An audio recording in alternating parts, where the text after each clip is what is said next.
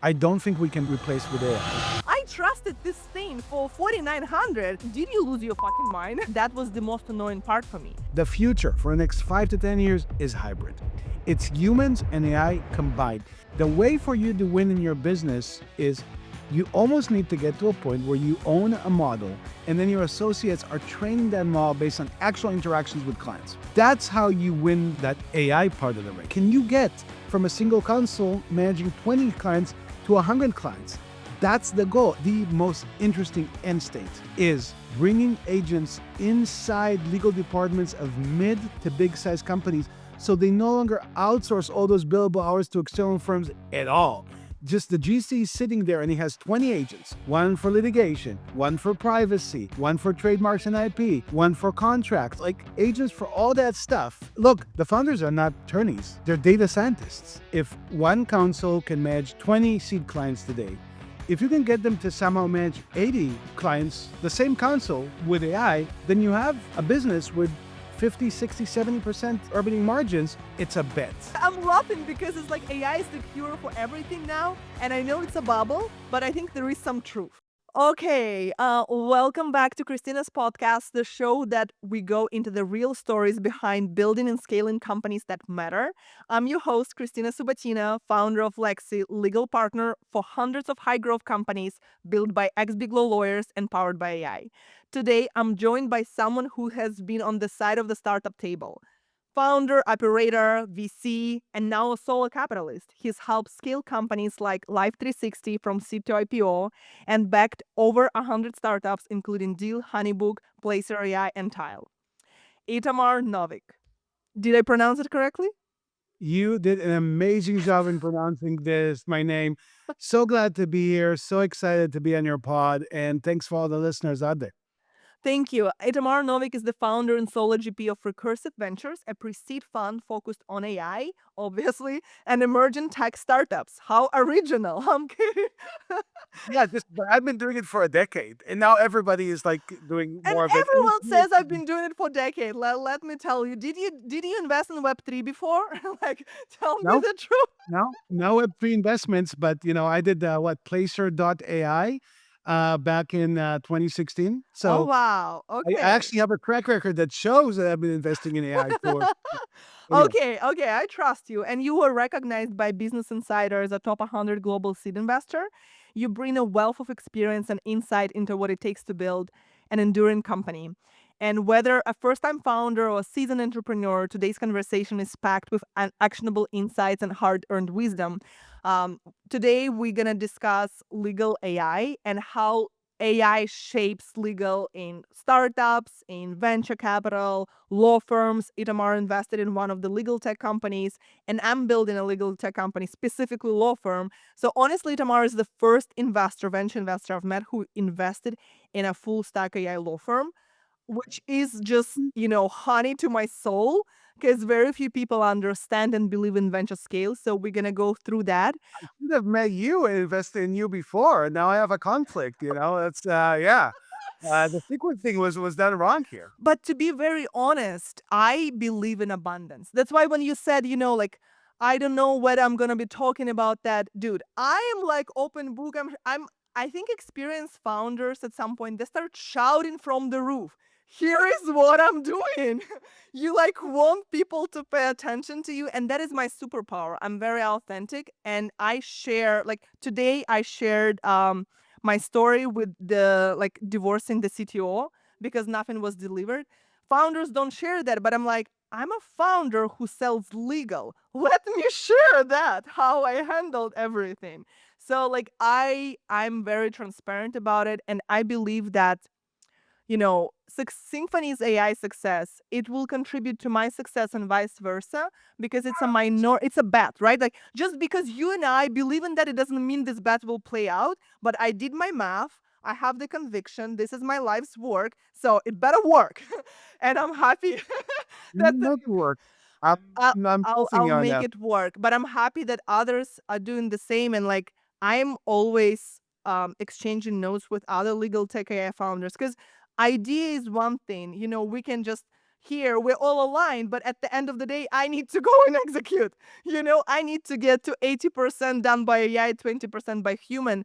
And execution of legal tech is incredibly hard because it's not only killing the tech, the legal is complex, the urgent model is like zero.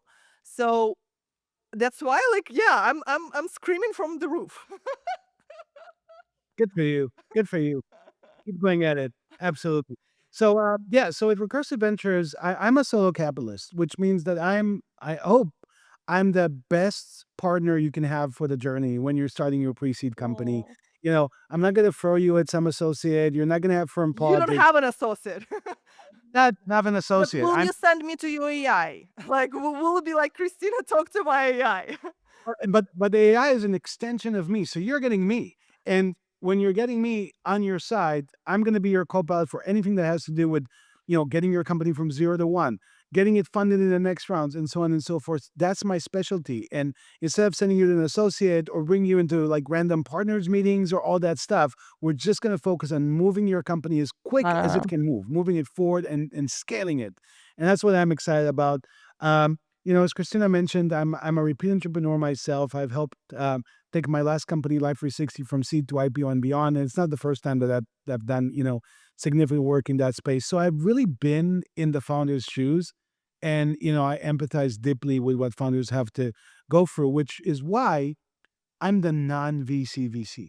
Like, I'm the VC that's going to tell you about all the bad things that other VC can do to your company, and will be there to make sure that they don't pull that on. Yes, when you do your LinkedIn post, I'm like, dude, you're not gonna sell this cow like that. Like, who's gonna take the VC money after you're doing all of these things and Well, no, exposing but them? instead, if it works out, I'm gonna be their wingman on making sure that when they engage with VC, they do it right. And look, there's a lot of stuff to learn for founders, right? How do you manage your board? How do you work for term sheets? How do you work for terms? What makes sense? What doesn't? As you scale, those things actually become harder. When I Yeah. had to put the board together for Life 360 before an IPO, man, that was a very complicated thing. So there's a lot to learn here, right? And that's really what I believe experienced founders and VCs can bring to the table. Just like most VCs are not 100% on your side, they're on your side as long as things are going well. I'm always going to be on your side because I'm a pre-seed investor, and that's very different. No, Itamar, it sounds like this the wolf in the sheep's costume. Like, I'm always gonna be on your side, and I'll become vegan if you vote for me. you know. Yeah, don't get that. I love red meat, so I'm not going to become big anytime soon. No worries about that. That's not happening. Um, but there's something inherent about pre-seed investors like me. Look, the later stage VCs, I mean, they can screw us as much as they screw the founders, right? So No, that's true. pre-seed investors like me are the most aligned VCs with founders, right? We're there early, we believe in it early, and we're there to help protect the company as it grows from, potentially bad things that could happen. Yes, but if the founder raised too much money, actually you're gonna be in different shoes because the Series A investor would be like, let's squeeze. Yeah. No, and you would not believe this, but sometimes, and that's also a characteristics of a pre-seed VC versus a later stage VC. Like, if my founders want to raise too much money at a too high valuation, I'm gonna have a conversation with them about that because I don't think that helps them. I think it pushes them down to this, you know, so much pressure on growth and more capital and more capital and more capital, and that game doesn't always end well. So you Yeah. have to be thoughtful about how exactly you want to play this thing, and the VCs are going to try to feed you with more and more capital, and that's not always the right answer. Because you as a founder get diluted to almost nothing. So you better go and find a job you will get paid better than You this know job. it because you've seen those billion-dollar outcomes where the founders walk away with nothing, Or like and with a few $1 million in like 6 years, where like, yeah, big tech job would be a much better option from money perspective. exactly, and some of my posts on LinkedIn talk about that, giving Yes. actual examples of real world stories of like people going through that. So because I'm almost or even perfectly aligned with the founders, I would help mitigate that. And I think that's a very important voice in the entrepreneurial journey. And that's kind of what I and other solo capitalists at the pre-seed seed stage represent. Yeah, and your LinkedIn post stood out for me, and that's how we connected. Power of social media. Yeah, like I recommend every founder to follow you on LinkedIn. There's just so much wisdom. Okay, so one thing that I realized during this podcast, it's rarely when I feel this click, when investor believes in what I believe. And if there was not a conflict, I would actually be interested in talking to you, because it almost feels like we feed off each other energy and we see the world in a similar way, and there is a mutual bet. It's very rare when it happens. So for founders who listen to us, how would they know whether you're a good fit or they're a good fit for you, so they have like this synergy? Yeah, that's a great question. I mean, like consuming my content and following what I'm doing is a great way to see if I'm a good fit for you. And I don't think I'm necessarily a good fit for everybody, but it depends. But I try to do my best. In terms of reaching out to me, the honest truth is like, and I hate saying this, but it's true. I'm bombarded. Like I have a lot of people reaching out to me, Thank and you for answering my message. and unfortunately, like I don't have enough hours in the day to like address all the cold outreach that I get. So really the best way to engage with you is get a warm introduction from somebody who knows me and knows you and can vouch for you. And I have thousands and thousands and thousands of contacts, people that I've been in Silicon Valley for over 15 years. Everybody knows me. So I'm sure there's a way, at least if you're local, if you're in the US, you can find somebody who knows me and knows you and can say, yeah, you gotta talk to this person, right?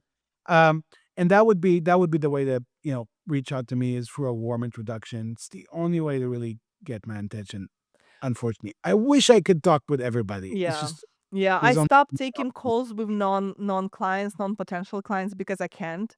And I also introduce my clients to venture investors. I have a good network, but only when I have this internal feeling like this is gonna be a good fit, personality, the thesis. Okay, can you tell me 3 bullet points whom I should not introduce you to? Like not a good fit, or a good fit, like something not bullshit, that would give me a good like good internal barometer, I would say. so I'm looking for people that want to go all the way. Unicorn founders that want to start from, you know, employee zero to building Billion a dollar outcome. company.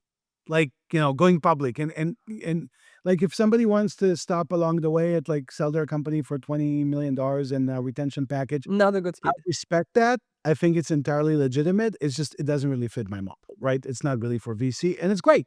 It's not that everything has to be VC. They're It's gonna great. have good lifestyle, but I agree. It's a different things you gotta say no to on this path. Yeah. Correct. So that's number one. Number two is obviously I focus on pre-seed and seed stage companies who have like a significant pillar of what they're building is data and AI.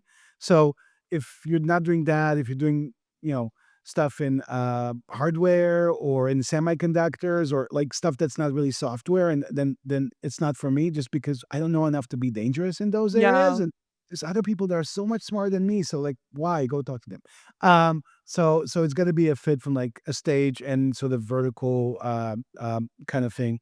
And I think the next natural thing, I mean, this is obvious, like a lot of people would say that, but I think I truly embody that is I don't back assholes.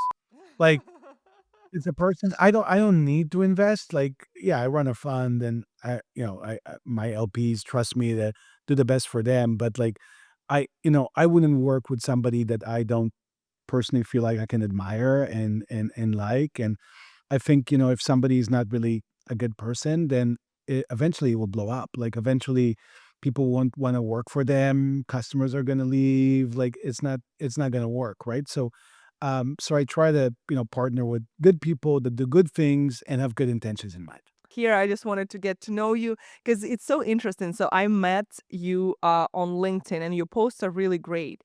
And some of your posts inspired me because I'm a lawyer for startups. So I'm on the other side. So the thing that you discuss, I'm like, I was on the other side of the same thing, and let me talk about it. And like, I think your content is just incredible. One of the pieces of content I got inspired by you, and then I did the Instagram post, and it went viral, like over 7 million views. Mark Cuban responded to it. What? So yes.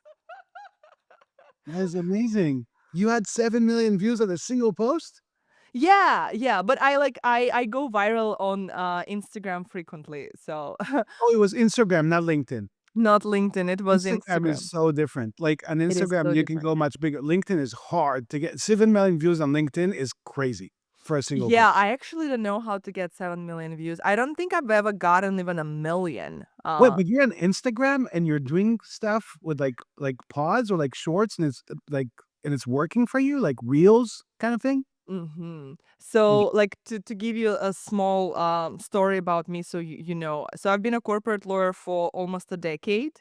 I originally from Russia, came to the US in I knew immediately. 2014. I saw your name and then I heard your accent. It's like, oh, she's either Russian or Ukrainian. I'm not sure which, but Yes. So I came to study law at USC in 2014. Then I worked for federal judge, then two venture-backed startups. Then I worked for a small law firm in New York, and then coolly recruited me to join here.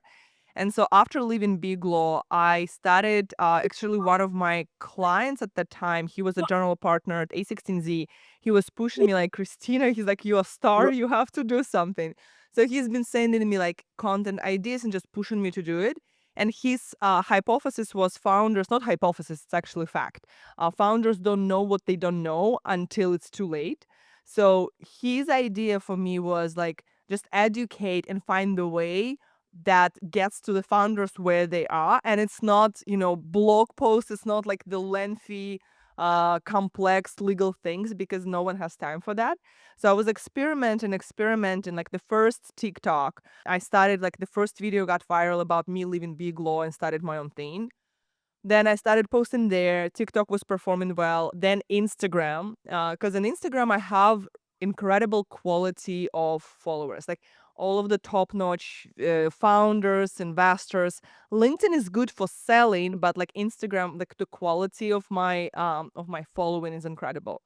So I was doing that, and then LinkedIn as well because it was naturally going. I don't apply like any force, and like it just grows and grows. Then podcast for formats to like talk to go deeply into subjects and bring on other people. But I would say it's been waves. Last year, in my Instagram took off. Now I have like 41K, and that one video I told you about brought like 13K followers. Um, wow, yeah, yeah, yeah. If you get a viral hit, you get so many followers out of it, right? but I have over 10 videos that are viral, over like 1, 2, 3 million. But that video really hit and attracted incredible founders who like exited. And they also got screwed on the exit. So because of the dilution and everything. So it attracted really great quality. Actually two founders immediately like wired 20 grand for me to review the documents. Like like that. They're like, we need you right now. Wow. Nice. Yeah, so it really worked. And that's so my hypothesis into 2024 last year was like, will I be just famous or rich? So I thought like poor but famous. And that was my hypothesis. And it's wrong. So now people, because I have legal products that I sell to startups like startup launch package, startup due diligence package, IP data package. We just launched co-founder divorce package. So unlike a retainer, these things you can buy straight from my website. You see the reviews, you can follow me. So many people, without a single call, they just buy. And we automated those Like, flows. So, like legal Zoom, but way like for you, like with a package for you. Yeah, it makes sense. but like LegalZoom, but make it top quality, big law quality. Yeah, yeah. Legal Zoom is just like a template with like a checklist. It's not. It's not. You don't I get a. have a lot of You clients use. from LegalZoom. They buy my due diligence package because we have to clean it up. Huh. I've never seen anything good coming from LegalZoom. Like not a single. I mean, they inherently they capture the segment of the market of people that have low willingness to pay, more like simple template kind of things that they need done. They're not really a good lead gen opportunity for the more sophisticated, higher end, higher skill issues, right? So I'm not surprised. Yeah, so I guess I come in because Lexi is the team of ex-Big Law lawyers. So we're all top notch, and now we have over 100 clients, and we're powered by AI. We're a 5-person team, including assistant and a engineer. And so we automate everything. Now we're building a platform because I think there is a need. There is like a void between big law is complex, expensive, and there are legal tech tools that cause costly mistakes. So there is nothing like, and there is legal Zoom. So you kind of like stuck in between. Am I gonna be like without an arm and a leg? And I think we discussed that with you on one of your posts. You like legal fees for financing shouldn't be that high, but like, okay, it is sometimes those financings are complex. Like right now, we're doing price seed round, and I told you like the Gunderson on the other side, they requested 85 grand, their cap. I was like, guys, it's like $3 And million. it's not even an A, it's a seed. It's a seed. And it's an NVCA seed? Like Yes, that. yes, yes, yes, yes. I, So we I have my own version of that. I can edit myself. Unless there's something weird, it's like, come on, guys, it's like 10, 15 hours of work. Come on. Like max. Including the due diligence. Including it's so easy. Unless there's no. something really weird going on, like what's in there? Like it's all check boxes. Come on. No, I gotta be honest. Like some of the financings, they're super straightforward, but you have to do kind of equal amount of work to know whether there is something weird or not. Like no one comes to you like, I have something weird. Like here it is. No, you have to dig. And you have to dig everything. So like in this case, is like cross-border, Latam. Okay. Like there's nothing weird in this deal, but and I pushed for 45K, which I also think is high, but we agreed to that. Another deal, priced Series A round we did, very straightforward. Cooley was on the other side, partner for whom I used to work, like very straightforward. But I did all of the things since the beginning. They purchased my startup launch package, so they didn't find a single due diligence mistake. Everything was straightforward, and that was 45K, and that was like good deal, almost a steal. My company, Symphony.ai, one of my portfolio companies, does Okay. seed and Series A price rounds 4,999. Let me be honest with you. So when it comes to like when you're raising $10 million, like you don't want $4,099. You want someone you can trust. And that's something that so the whole idea with automating everything came from Naval, who is a friend, a mentor. So and when I told him like, hey, what do you think about automating venture financing? He's like, this is not the point. Like when you're raising $10 million, you want someone you can trust versus someone like to count nickels and dimes. It has to be reasonable, but it's more about the relationship with the lawyer. One, it has to be a person who has done these things multiple times. It has to be also speed, right, of doing those things. So it's the quality and the speed and the trust. So yes, if it's ridiculous amount of money, like one of my founders, he paid 100K for safe financing with the incorporation to For a an wife's safe. incorporation. Yeah. Uh, yeah, it was it a good win? It was a good win. But he had like a founder preferred weird structure. So okay, there was some wrinkle. And international. I'm an outsider. You're a counsel, but I did manage legal at Life 360, my company, for over 5 years, and I also took it public as the head of legal and CFO. So Yeah. I've been doing a lot of legal work over the years inside the company. I think there's three different markets for startups. All three are interesting, and they look like this. One is AI automation inside existing law firms. So this is incumbents. They're doing some of it in-house. They're bringing on vendors like Harvey, whatever, and they're really trying to Yeah. automate to reduce the number of associates they have, to reduce cost, to reduce like streamline, accelerate operations. That's one.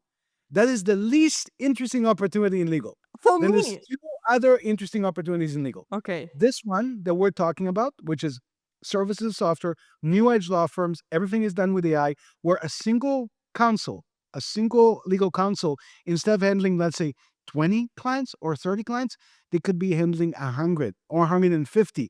And it's a mix of self-service because there's a bunch of stuff that the companies can just do themselves and you only oversee like what the results and it's easy and they just do it with the agent that helps them figure out whatever privacy, right? And And so that's the second category, and that's where Symphony plays. This is my biggest bet so far in Oh my legal God, with I'm Symphony. so happy. And then the third one, which I think is up and coming, and it's the most interesting end state, is bringing agents inside legal departments of mid to big size companies so they no longer outsource all those billable hours to external firms at all. Just the GC is sitting there and he has 20 agents, one for litigation, one for privacy, one for trademarks and IP, one for contracts, one like agents for all that stuff. And they only outsource to a law firm, to an expert when they absolutely need. Everything else is done with AI. Actually, That's your Symphony does that. So they serve SMBs, they serve startups, they serve legal departments, they serve law right. firms. I guess they're seeing what's gonna stick. Trying, but what's working, that business is majority focused on services software, basically competing with you, but you do it with 5 humans. They do it with 1 or 2 with much more AI. It's How much many more AI. people they have? I don't know if they are okay with me sharing that, but let's just say I think they raised like $7 or $8 million so far. And look, the founders are not attorneys; they're data scientists. It's a Yeah. completely different take on running a law firm. Yeah, no, I agree. I agree. My competitive edge is distribution, social media, and build and trust, because I believe like this is gonna be a commodity. So Symphonies, this is the first time I hear about them. Like I had troubles explaining that what I'm building has venture scale. Like people did not believe me. Like Justin, for example, he still doesn't believe me. He's like, I don't think this is a good idea. Like it's a good job for you, but I don't see the venture scale. So like for me that there is someone and people investing, like this is great news because No, it's I all gonna mean, come down to distribution. I was under the same line of thinking. So I've been a VC for 15 years. I was thinking the same, that this is not a scalable business See until I learned more and more in the last year or two. And I realized that, if just high level, hypothetically, right? If one counsel can manage 20 seed clients today, if you can get them to somehow manage 80 uh, clients, the same counsel with AI, then you have a business with 50, 60, 70% opening margins, which is very much like a tech company. that? And but I have to tell you, Christina, it's a bet. We It's don't a know if bet. it's gonna work. I'm willing to make that bet because I'm a pre-seed investor and I bet on completely new things, right? So that's why I did that bet. I'm But I doing a understand happy why dance. we're here to make our bets. Like, go crazy and try to build something big. That's what we're supposed to do. Oh, okay. I felt like the universe was showing me you for a reason because you are the first investor who invested in a full stack AI like law firm essentially.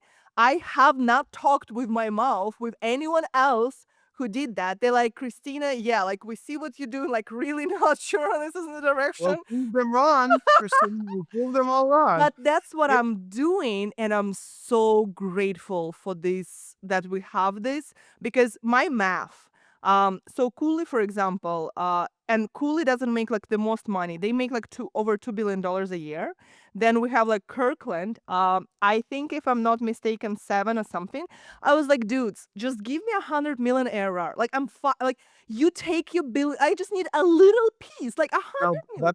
but I gotta tell you one thing that's really, really important. If you really want to embrace the service as a software model, Yeah. you have to think differently.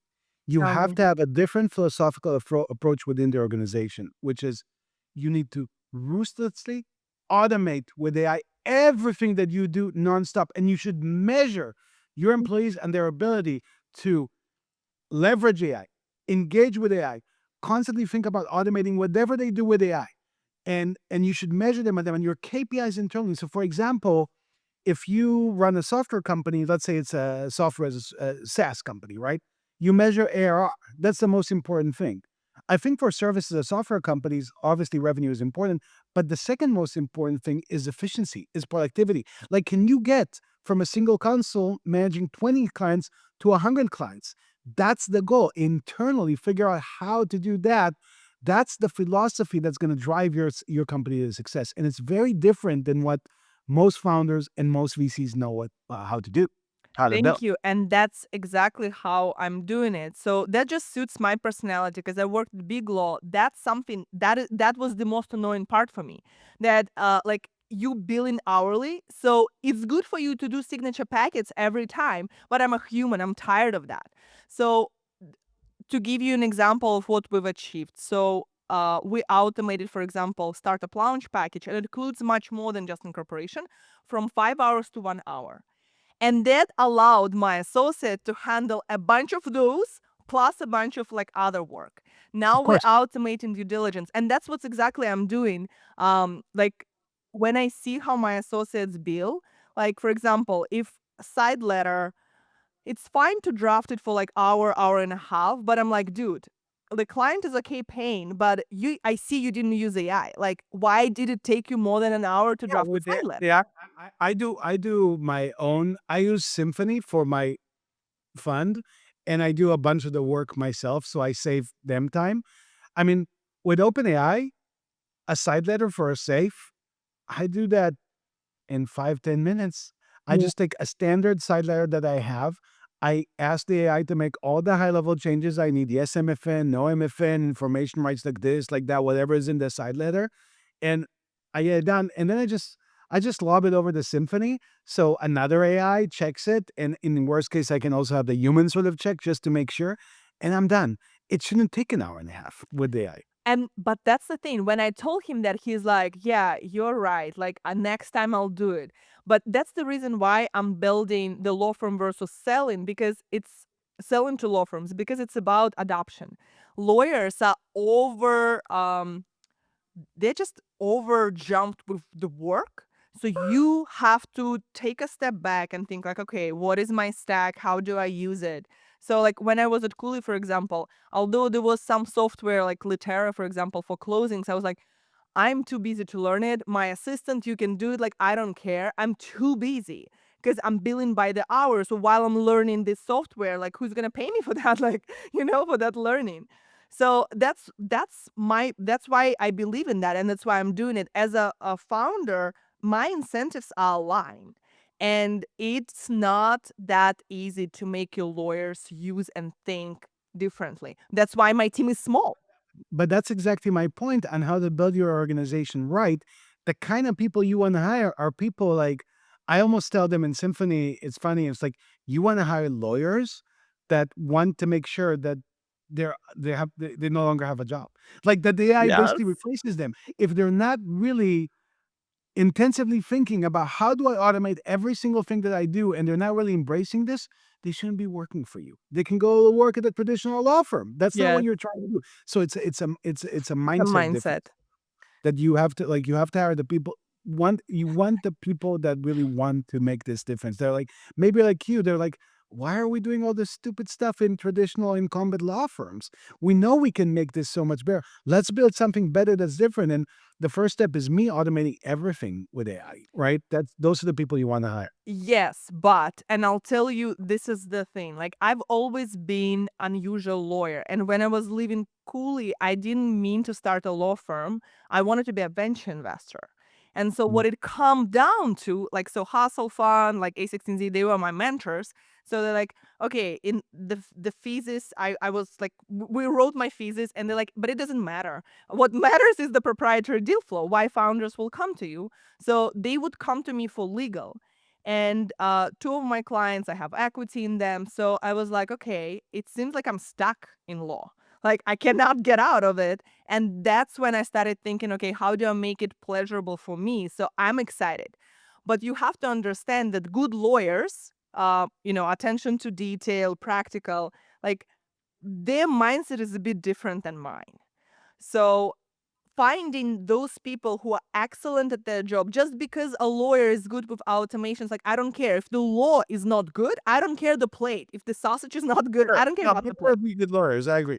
And that is and those lawyers thinking through all of the risks. So like it's a different mindset. That's why finding those people is super hard. That's why, again, like selling to law firms, I don't believe that path, and that's why I'm doing what I'm doing. But I hear you, but I'm also like pointing out that the great lawyers, they are risk averse. They are more conservative. They have incredible attention to detail and they don't want to learn new things. They're almost like grandmas. Like, for example, my associate, she's like 27 years old and she's like, Kristina, I don't trust it. Like, I don't know. And like the startup launch package that we built, it took her like after fifth time, she's like, okay, I think I can trust it. Like, it hasn't let me down, but God forbid AI lets you down once, you're like, I'm not touching the Yeah, thing. don't say you're that. No, you never trust it again, which is a big problem that we have with AI in general is that, how we talk about the bar for your expectations with AI and its performance and accuracy and quality is higher than what you're expecting humans.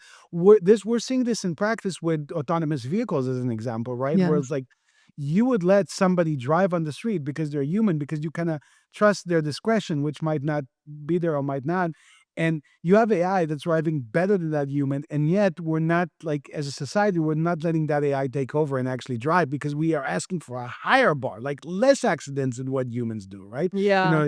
By having robots driving around our cars. So the same is going to happen in every single area that the AI is in. And coming back to our conversation about legal services, it's not good enough for the AI to be a decent lawyer. The AI needs to be better than most lawyers to actually replace them. And I think it's going to take a very long time for that to happen, which is why the future for the next 5 to 10 years is hybrid. It's humans and AI combined. Some companies like yours might have more humans. Other companies like Symphony might have more AI, but it's a combination. And we need the AI to do two things. We Okay. need the AI we need the humans to do two things. We need the humans to supervise the AI, and we need the humans to annotate and teach for reinforcement learning the AI on how to improve and how to get better. The way for you to win in your business is more of a full stack software side of things is you almost need to get to a point where you own a model and then your associates are training that model based on actual interactions with clients.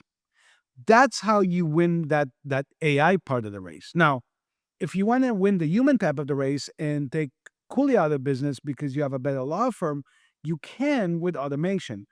But I fear that in the long term, the AI is going to win even across that. Like Mhm. it's more disruptive to do what Symphony does than to do a new age law firm that's mostly human powered with AI productivity. Okay, let me tell you, as a person who has social media following, who talks to customers every day, I don't sell to customers AI law firm because they don't want AI law firm. So when it comes to marketing, like, who the hell cares how you scale and what is your profit margin? As a customer, we want quality person switching liability. And like recently I had a call and it's like a delicate situation with an investor and I'm advising and I'm mentioning a little bit of AI and founder is like, okay, I want to make sure I don't break up with my investor because of this AI thing. Like, okay, can you make sure we're going to talk to you? I'm like, I promise, I swear to God, you're going to be talking to me. So to be very honest, what I'm telling to investors is one thing, what I'm telling to my friends, founders who like help me figure out is one thing, but what I tell to customers, we are your legal partner from formation to exit. Ex Big Law lawyers trusted by 100+ startups. AI will come like later. I think that there is true adoption. While I'm building it, like, it's my own like kitchen. Whether like, like this scandal, the AI was hundreds of Indians. Like, who cares, right? Like, for a client, whether it's like 100 Indians or whether it's actual AI.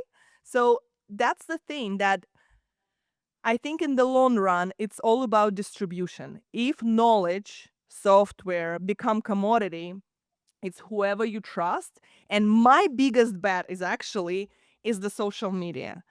I Because think you're right. That's my biggest bet as a VC as well, in a way, with what I'm doing with the work I'm doing on LinkedIn that you've been following is, I think the future for us, I run a service business. yeah. VC is a service business. Legal is also a service business. Yes. I think the future of services business is influencers. Basically influencers who, especially when you talk with younger generations, Gen Z, I'm not Gen Z, but I've got founders who are, you know, straight out of college, Yeah. and they're like, yeah, we don't care about brands. We don't care about Sequoia. We want you. And Yeah. the reason we want you is because you're authentic, because we read your stuff on LinkedIn and we trust you. Yeah. And that's why we want you. And we don't care about all those institutional bigger guys and all that stuff. I think that's the future. The future is influencer business owners like you and me who have a community and an audience that trusts them and then prefers us providing them that service over I don't care who it is and I don't care how big of a name they are. I just they don't trust them as much as they would trust you and me. And they don't care that for due diligence you use Perplexity and like Claude AI. They do not care. It's your own kitchen business. You do you, but we come to you. And they also wouldn't come to your AI to ask, like, Itamar, what are we gonna do with like our Series A? Like, who will be the next lead? They want you, but how you prepare things on the back end, it's like your own business. If your AI makes something like wrong, your LPs would be like, Itamar, what the hell? Like, Yeah. you're like, oh, my Claude AI, No, like, it's we on don't me. The care. responsibility is on me. Absolutely. If which is my legal law firm of choice, if they screw up stuff, it's It's not your their fault. problem from my LP's perspective. It's my problem. Yep, exactly. Ab- And that's why, from the marketing perspective, right now, I'm not peddling the AI because people won't like transfer the liability and the person. They want to say like, hey, I trusted this like ex coolie something, like here are the things. And like, okay, people like, okay, if she messed up, it makes sense, like it's not your fault. But if you're like, I trusted this thing for 4,900, like AI, like, did you lose your fucking mind? I'm sorry, pardon my language. Like, are you kidding me? We gave you $10 million and you spent 5 grand, and like now you're saying this. Like, that's not there yet, but I think at some point it might get there, but that's why the trust and the community will be there. But when every time, I agree with you. And then going back to we'll close the point there on Symphony versus what you're doing. Let's just say Symphony is 80% AI, 20% human. You're like 50% AI, 50% human, right? We're kind of talking about the same thing, but on a spectrum where you have more humans involved, they might have more AI involved. I, I think eventually, no matter what your starting point that's is, going to be the end point. you can win both ways. But the one thing that I violently agree with you with is I don't think humans are ever going to get outside of the legal loop. Never. We're always going to have humans Yeah. overseeing the AI because there's a trust component. Yeah. And there is a persona component, and obviously you've got stuff like litigation and in-person negotiations where you're not going to do it with AI. You need a human to do it. So I think legal is going to remain something that humans do. It's not going to be fully automated. It's not like autonomous vehicles. But where is it going to go in that spectrum? 40% human, 60% AI, 90% AI, 10% human? I don't know. The more AI there is in that equation, the more it would look like a tech startup, and the bigger chance is that you'll see billion-dollar outcomes in And that case. this is my bet. Like, this is my life's work. I'm betting on this. And it's honestly because I have no choice. This is the value that I provide to clients. I don't want to practice the way I practice, so I rather figure it out or I am stuck suffering my whole life. And like, I accepted that I'm just gonna make it happen. I see all of the challenges, and one of this with Symphony, I wanted to tell you, like, one of the challenges when something is not done by lawyers, um, tech people, and you sometimes even, like, I catch you, you guys don't understand the complexity. So, like, almost Oh, 10 years I of understand experience. complexity. I'm just shielding my audience from that Ah, because what I'm trying to do with some of my VC horror stories, term sheet horror stories posts is not actually what lawyers do, which is cover all the edge cases, understand the risk, understand. I'm not trying to do that. I'm just trying to tease founders, mostly junior founders who don't have experience with this yeah, stuff, to go and study, go figure out, go ask your lawyer, what does this mean? Like, yeah. how do I do what does participating preferred mean, right? It's like most people haven't seen it. It is not very doesn't happen very common. I'm just giving like a random example, but like I'm more trying to tease them about the things that can screw them so they can spend time to figure them out, I right? have the I'm same not gonna approach. figure it out for them in a post. It's impossible. There's so Yeah. many nuances. Yeah, I have the same approach as yours. I'm just saying if AI, if founders think, oh, this AI is gonna do everything for me, so this could be that trap, and that's what how I get the clients, and we're in a deep hole that we're trying to dig ourselves from. Because there are certain things like as in startup work, that's what it is. 80% kind of simple. 20% it's like an ocean, you in abyss, like you took the step and you don't know where you are. And sometimes I'm sitting on a call with my comp and benefit specialist and I'm like, Brad, I'm lost, like this has been an hour and I'm really lost, because you figuring out, and it's really hard, like tax, comp and benefit, it's really hard for me. So, but the danger is that you do not know whether that's the 80%, shallow, or you're in the middle of the ocean and you screwing things up. And you will know only when it's like Series C, Series A due diligence by established law firm, like you messed up. And then mm, it's often late to fix it in a way that it doesn't hurt you, like it doesn't make you cry. So that is the danger. And like, so we use AI for everything every day. Like, for example, for due diligence, we use it, and it made us more efficient 2 or 3 times. It's big thing, like for us internally, but still it makes so many mistakes. And I'm like, what is it? Like, if my associates doesn't know that, like she sends it, I'm like, "W- how in the world you thought this is correct?" Oh, but hang on for a second. I think people are kind of maybe they're misunderstanding or thinking too much about the AI stuff. We're early. This is inning. Most of this stuff does not work yet. People assume that it does and they're jumping in. This is like, remember when, well, I mean, you and I were both very young back then, but whatever. Like when they said in 1999, 1998 that Webvan is going to come to your house and deliver supermarket goods, to, like deliver milk, right? And then it blew up and turns out that you're not going to deliver milk with this service. And guess what? Took another 10, 15 years, but now we have Instacart, right? And 25 years later, it's at scale. You're going to see very similar characteristic things with AI where the type of quality, the type of outcomes, the type of automation that you think that people think today AI can do, we're not there yet. It's going to take another 5 to 10 years. There's a lot of issues to solve at the infrastructure, at the application layer. There's a lot of challenges.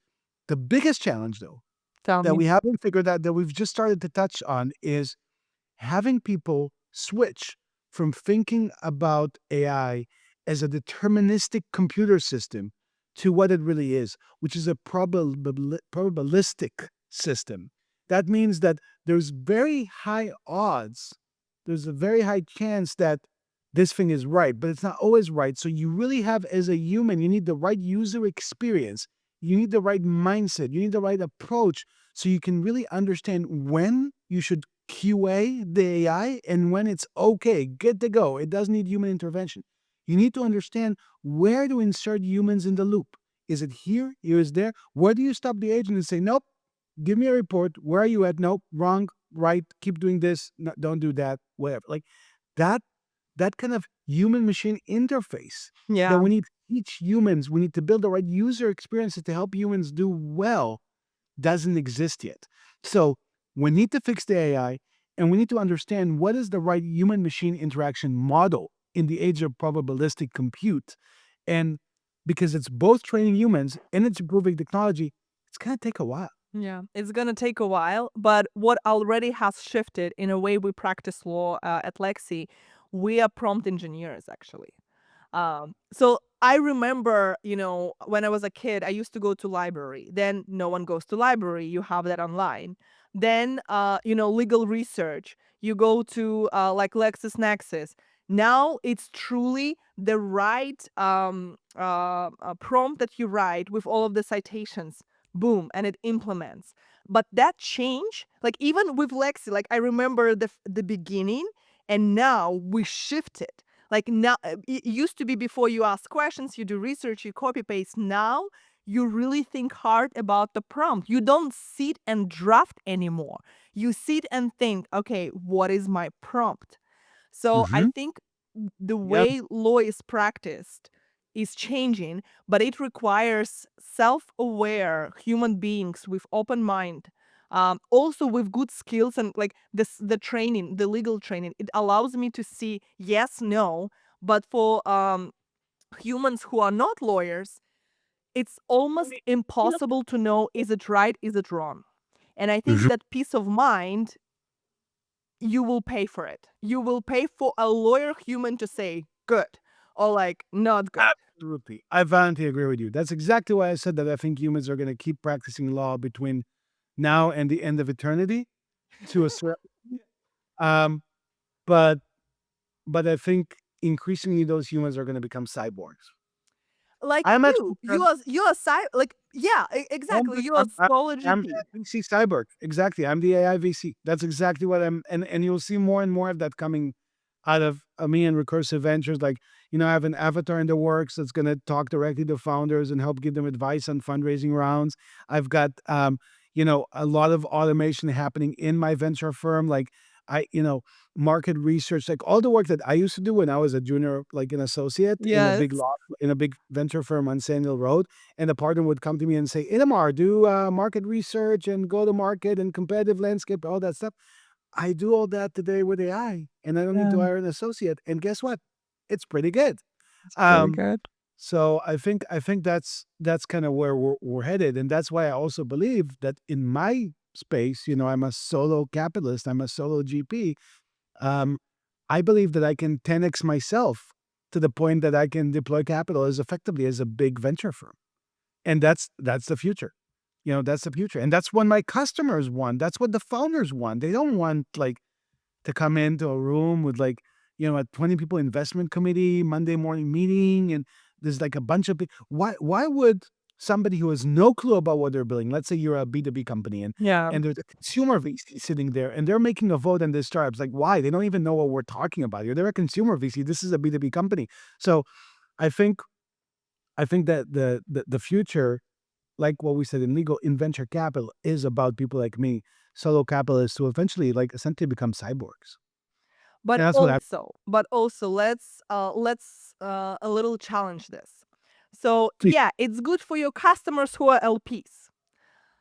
Yeah, like you need founders, but your customers are LPs. Do you Yeah, take I have money? two customers. I got LPs and Yeah. I got founders. They're both customers. I need to make sure they're both really, really happy with me. Yeah, so for LPs, yeah, if you like decrease the management fees, which you probably want, so it's actually good for you because you increase the expenses. It's like it's good for you.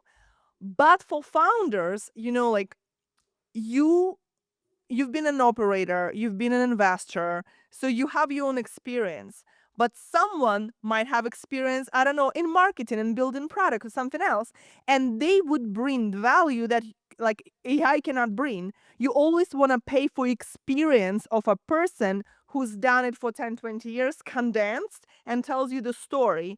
It might not apply to you, but like you learn through that, not through, AI. So that would be the value if you had another GP, for example, someone who can help the founder with other aspects. I think that's true if you believe, and this is more like, we're sidetracking into venture firms. So if I don't know if that's what you want to talk about, but look, I I don't believe at the seed stage. So I believe uh, Mark Andreessen just talked about this. There is now, we're now getting into an age where there's this mega funds like Yeah. the Andreessen Horowitz and Lightspeeds and Sequoias of the world, which have 500 employees, full service.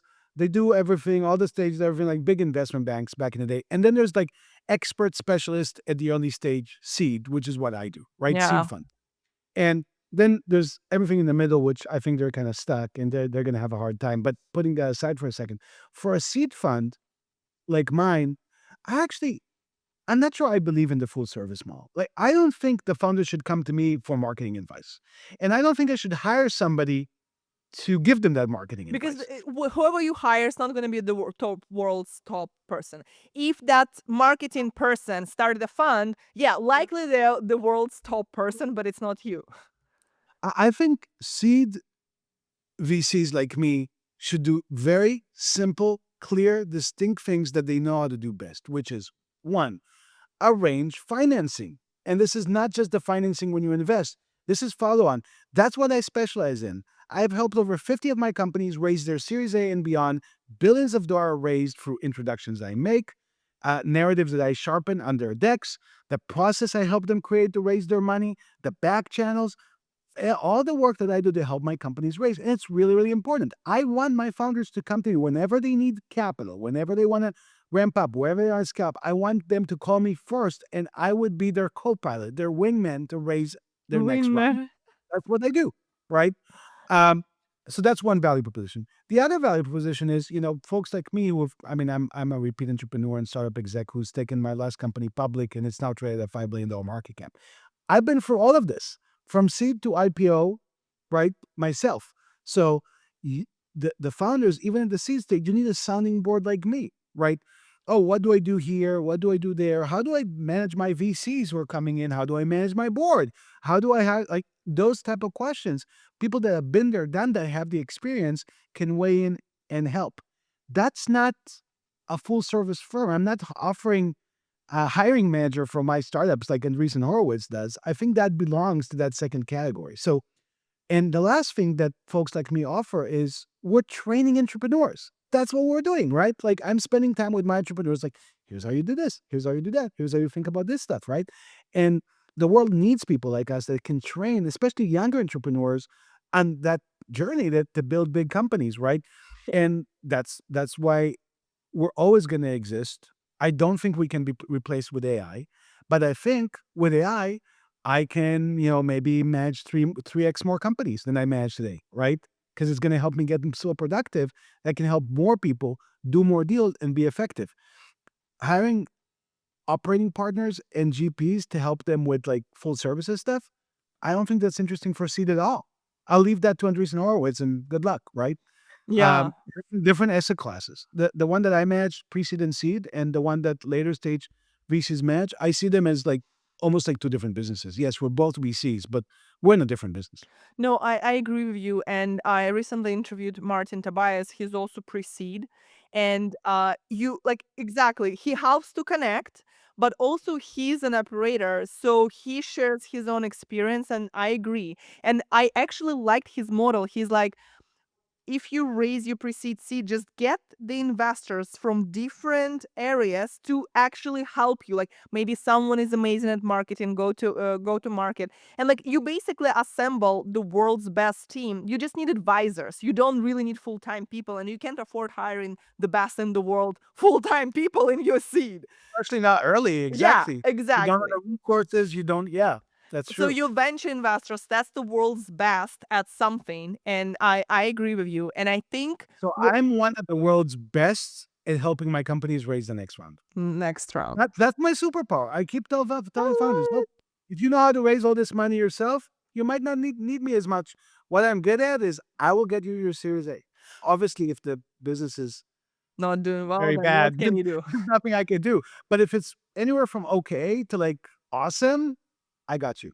But hold on, like do great founders need help raising the next round?